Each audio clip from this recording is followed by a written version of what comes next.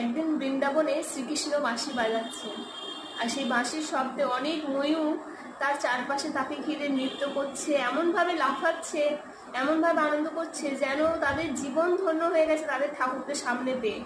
তো এরকমভাবে অনেকক্ষণ চলার পর একটা বৃদ্ধ ময়ূর এসে কৃষ্ণকে বলে, হে গোবিন্দ, আমরা গরিব, আমাদের কিছুই নেই তোমাকে দেবার, কিন্তু একটা জিনিস সবাই চায়, তা হলো আমাদের পেখম, আর আমরা তোমাকে সেই পেখমই উপহার হিসাবে দিতে চাই, আর তুমি যদি সেটা গ্রহণ করো তাহলে সেটা হবে আমাদের পক্ষ থেকে তোমাকে দেওয়া সর্বোচ্চ উপহার।